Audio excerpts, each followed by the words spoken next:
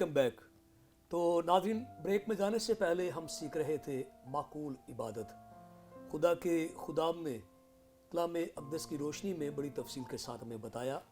تو ہم آگے چلتے ہیں اور آج ہمارے اگلے مہمان ہیں جناب پاسٹر سید فرزند صاحب. میں ان سے گزارش کروں گا کہ معقول عبادت کیا ہوتی ہے، ہمارے ناظرین تک یہ پیغام پہنچائے. جی بادی صاحب. مسیح یسوع کی محبت میں آپ سب کو سلام. یہاں پر کلام مقدس میں رومیو کا خط، اور یہاں پر خدا کا بندہ مقدس پولس رسول کہتا ہے، پس ہے بھائیو، میں خدا کی رحمتیں یاد دلا کر تم سے التماس کرتا ہوں.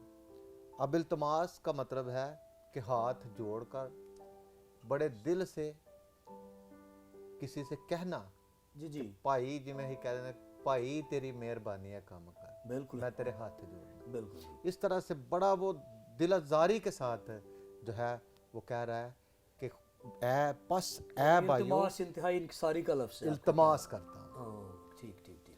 تو کیونکہ اس پولس رسول تک یہ بات پہنچی ہے کہ جو مسیحی عبادات ہیں وہ روم میں صحیح طریقہ سے خدا کے مطابق نہیں ہو رہی، یعنی معقول عبادت نہیں.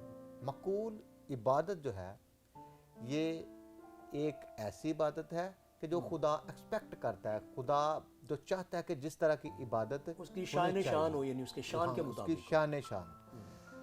تو یہ شروع سے ہی جو کلیسیا ہے، چاہے آپ عہد عتیق کی کلیسیا کو دیکھ لیں یا عہد جدید کی کلیسیا کو دیکھ لیں، مختلف قسم کی جو عبادات ہیں وہ کرتی ہیں، اور خدا کو بعض عبادات سے سخت نفرت ہے. اب عبادت کس کی کرنی ہے؟ خدا کی. خدا خروج کی کتاب میں کہتا ہے، اور تم خداوند اپنے خدا کی عبادت کرنا، تب وہ تیری روٹی اور پانی پر برکت دے گا، اور میں تیرے بیچ سے بیماریوں کو دور کروں گا. معقول عبادت ہے خدا کی عبادت کرنا.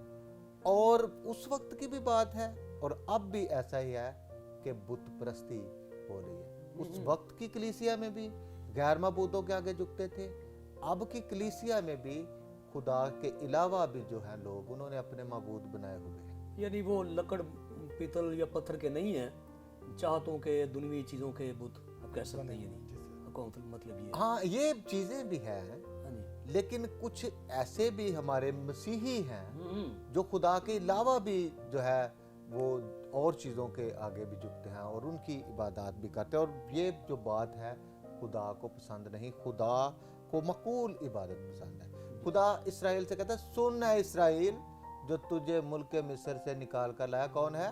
میں ہوں. وہاں پر خدا یہ نہیں کہتا کہ کوئی اور معبود ہے یا کسی اور کی عبادت کرنا.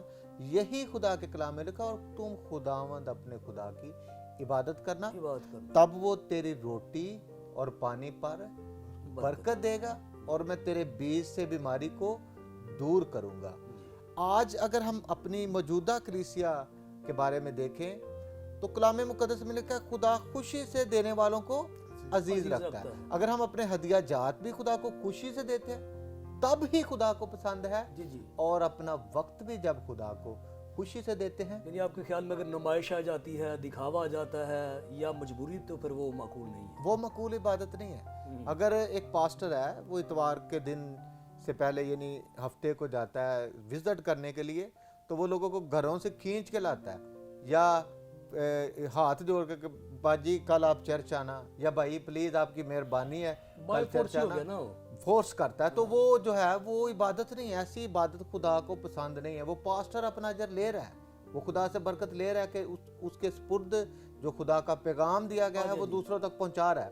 لیکن جس کو کھینچ کر لایا جا رہا ہے، اور پھر بھی بعض اوقات وہ آتے ہیں اور بعض اوقات نہیں آتے، تو یہ معقول عبادت نہیں ہے. اور یہ عبادت خدا کو پسند نہیں ہے، بلکہ خدا کو جو عبادت پسند ہے کہ وہ کہتا ہے، اپنے بدن ایسی قربانی ہونے کے لیے نظر کرو جو زندہ اور پاک ہے اور خدا کو پسندیدہ ہے. خدا کے مطابق جو ہے ہم نے اپنے بدن کی خواہشات کی، اپنے بدن کی ضروریات کی قربانی دینی ہے. کیسے؟ اب دیکھیں، मैं गहरी नींद में सोया हुआ हूँ, रात को मैं काम से थक के आया हूँ और गहरी नींद में सोया हूँ, लेकिन सुबह मुझे पता है मैंने चर्च जाना है, सुबह मैंने वक्त पर उठ के खुदा की इबादत करनी है, तो मैं अपनी नींद को जो है वो उसकी कुर्बानी दे देता हूँ और मैं उठता हूँ, तंगी के साथ चाहे उठता हूँ और बाइबल पकड़ता हूँ, दुआ करता हूँ, वर्शिप करता हूँ, ये खुदा को पसंद आएगा। लेकिन मैं खुदा का वक्त जो है उसे छोड़ देता हूँ, वो किसी नींद में गुजार देता हूँ या और कामों में मैं गुजार देता हूँ, तो वो खुदा को पसंद नहीं है। और आखिरी बात, खुदा को जो इबादत पसंद है वो ये है कि हम उसमें मसरूर हो जाए। खुदा के कलाम में लिखा है, खुदावंद में मसरूर रह तो वो तेरे दिल की मुरादें पूरी करेगा। लंबी लंबी दुआएं नहीं, बड़े ऊंची आवाज में गीत गाने से नहीं, कि जो दिखावे से हम कर रहे हैं, वो चीजें खुदावंद को पसंद नहीं है। खुदावंद कहता है अपनी कोठरी में जा, जी जी, वहां पर दुआ कर, वहां पर भी मैं तुझे जवाब दूंगा। ऊंची ऊंची दुआएं करने से नहीं, खुदा जो है वो तन्हाई में भी सुनता है और पोशीदगी में भी सुनता है और हमें जवाब देता है जब हम सच्चे दिल से दुआ करते हैं, ना कि दिखावे की दुआ। और जब हम खुदा में मगन होकर दुआ करते हैं, खुदा का कलाम कहता है खुदावंद में मसरूर है, वो तेरे दिल की मुरादें पूरी करेगा।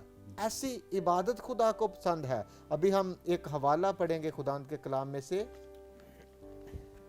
दूसरा तवारीख जी जी, उसका 5वां बाब और उसकी 13वीं आयत से पढ़ेंगे। यहाँ पर लिखा है, तो ऐसा हुआ कि जब नरसिंगे फूकने और गाने वाले मिल गए ताकि खुदावंद की हम्द और शुक्रगुजारी में उन सब की एक आवाज़ सुनाई दे, और जब नरसिंगों और जानजों और मौसीकी के सब साजों के साथ उन्होंने अपनी बुलंद आवाज़ बुलंद करके खुदावंद की सताइश की कि वो भला है क्योंकि उसकी रहमत अबदी है, तो वो घर जहाँ खुदावंद का मस्कन है अबर से भर गया, यहाँ तक कि काहिन अबर के सबब से खिदमत के लिए खड़े ना रह सके, इसलिए कि खुदा का घर खुदावंद के जलाल से ममूर हो गया था।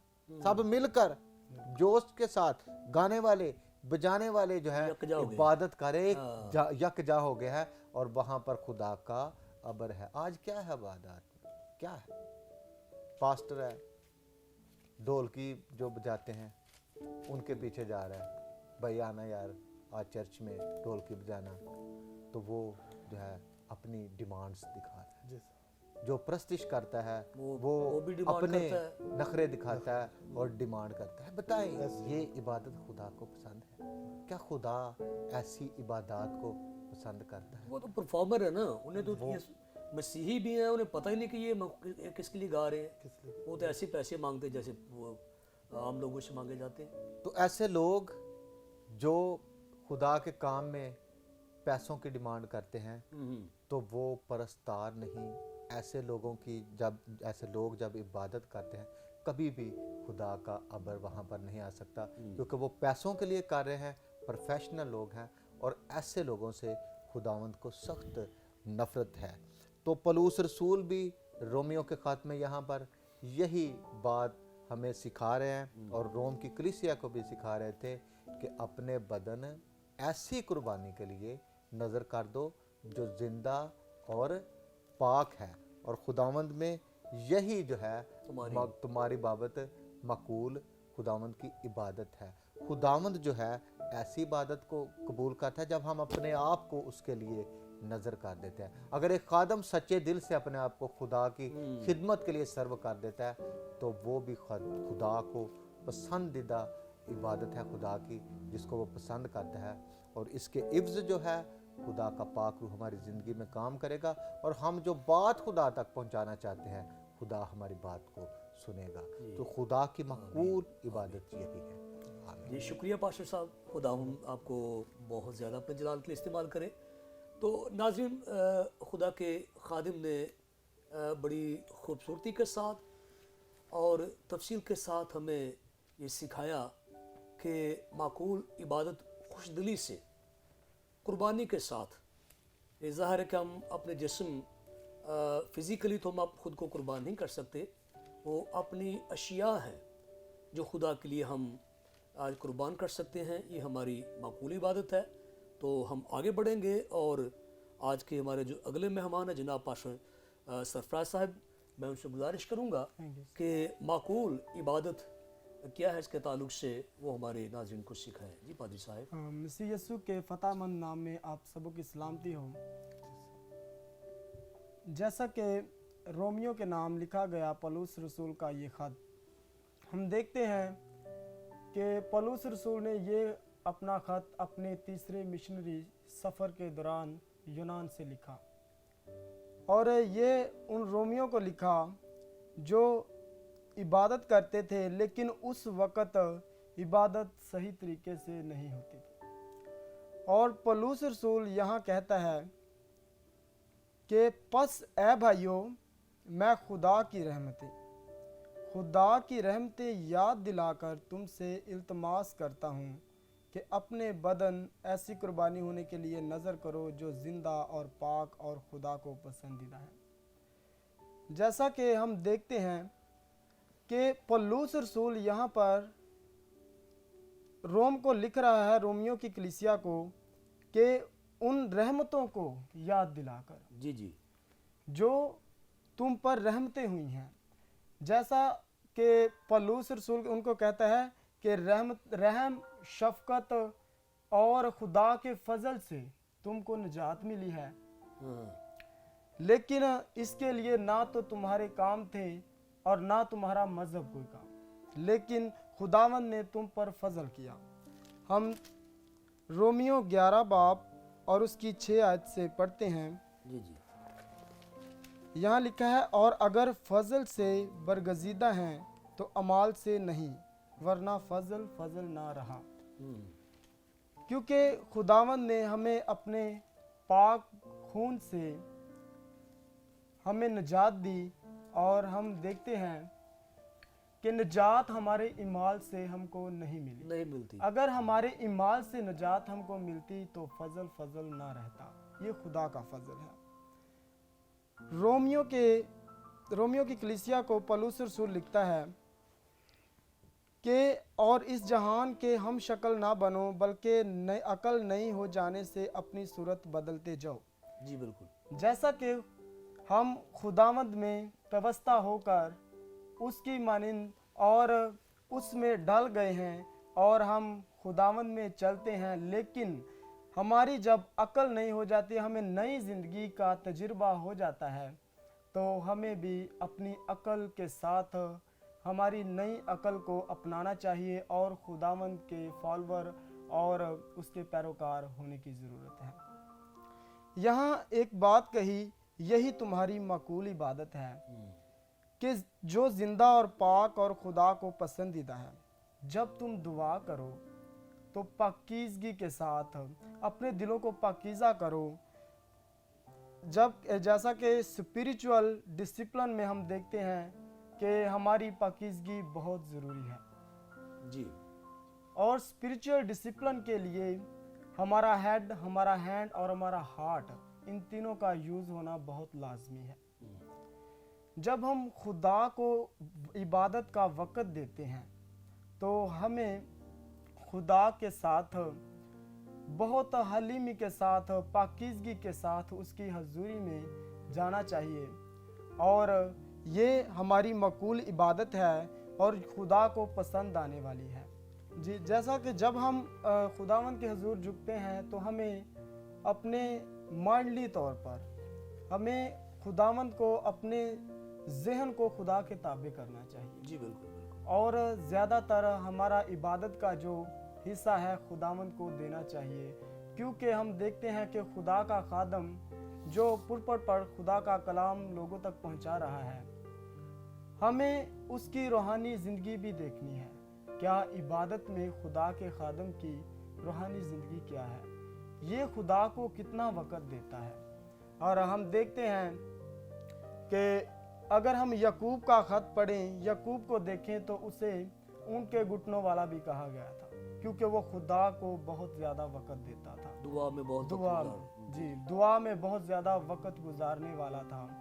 اور खुदावंद को बहुत ज़्यादा वक़्त देता था, जिसकी वजह से उसे कलीसिया में, यरूशलेम की कलीसिया का बिशप भी कहा जाता है और वो उस कलीसिया का बिशप था।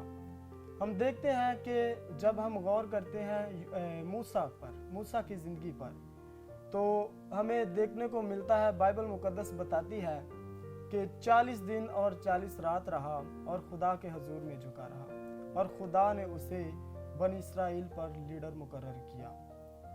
जब हम खुदा में इबादत करते हैं अपने पूरे दिलो जान से, अपना सब कुछ खुदावंद के हजूर में दे देते हैं, हमें सोचें, दुनिया की फिक्रें, इन सब को छोड़कर जब हम खुदा को देते हैं तो खुदा हमें सरफराजी देता है। हम पतरस की ज़िंदगी पर गौर करते हैं। जब वो कैद खाने में था तो कलीसिया बाला खाने में दुआ कर रही थी और फरिश्ता आया, उसने उस दुआ के वसीला से इतनी ताकत, इतनी पावर थी कि वो फरिश्ता पतरस को कहता है कि चल, और वो उसके पीछे पीछे चलता है।